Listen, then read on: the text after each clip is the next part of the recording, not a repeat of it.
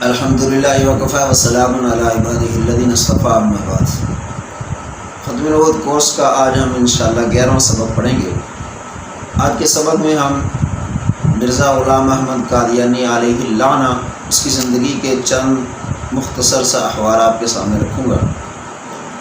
یہ ایک مسلمہ حقیقت ہے کہ آپ کسی بھی مذہب، کوئی بھی جماعت، کوئی پارٹی، اگر آپ اس کے عقائد و نظریات جانچنا چاہتے ہیں، پرکھنا چاہتے ہیں، تو آپ اس مذہب کے، اس پارٹی کا جو بانی ہے، آپ اس کی زندگی کا مطالعہ کریں گے، اس کے کردار کو دیکھیں گے، اس کی زندگی کا سارا بایو ڈاٹا آپ کے سامنے آئے گا، تو آپ کو اس پارٹی کے، ان کے عقائد و نظریات وہ آپ کے سامنے آ جائے گا۔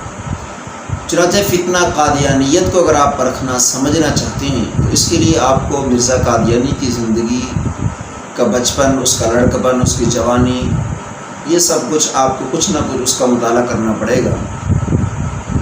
اس مطالعے کے بعد آپ کو اندازہ ہو جائے گا کہ یہ شخص جو معاذاللہ اپنے آپ کو نبی کہتا ہے، وہ نبی تو دور کی بات ہے، وہ ایک معمولی درجے کا روحانی شخص کہلانے کا بھی حقدار نہیں۔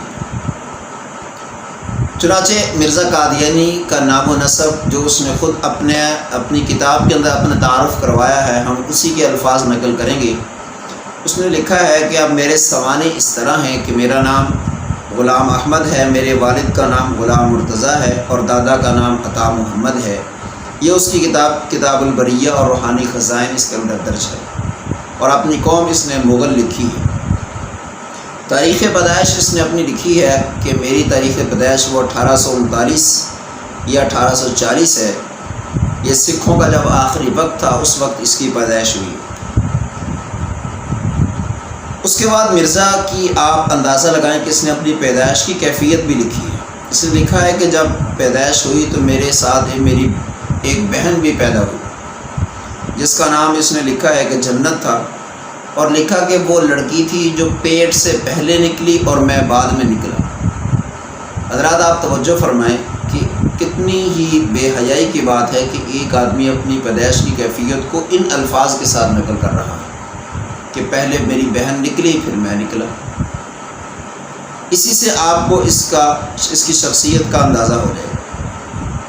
اور پھر ہمارا ان سے سوال بھی ہے کہ مرزا قادیانی کو اپنی پیدائش کی کیفیت کا علم کیسے ہوا، اس کو کیسے پتہ چلا، یہ علم اس کو کیسے ہوا۔ اسی طرح مرزا قادیانی نے اپنی کتاب روحانی خزائن جلد 13 کے اندر لکھا ہے کہ میں ایک خاندان سے ہوں جو کہ اس گورنمنٹ کا پکا خیر خواہ ہے۔ گورنمنٹ برطانیہ، اس کا یہ پکا خیر خواہ، اس کا خود کاشتہ پودا تھا۔ میرے والد مرزا غلام مرتضیٰ گورنمنٹ کی نظر میں ایک وفادار اور خیر خواہ آدمی تھے۔ انہوں نے اپنے والد کی زندگی، اس کے بارے میں یہی لکھا ہے کہ وہ اس گورنمنٹ برطانیہ کی ایک خیر خواہ ملازم تھی۔ اور اسی طرح اس نے لکھا ہے کہ ہم پر اور ہماری ذریت پر یہ فرض کر دیا گیا ہے کہ اس مبارک برطانیہ کے ہمیشہ شکر گزار رہیں۔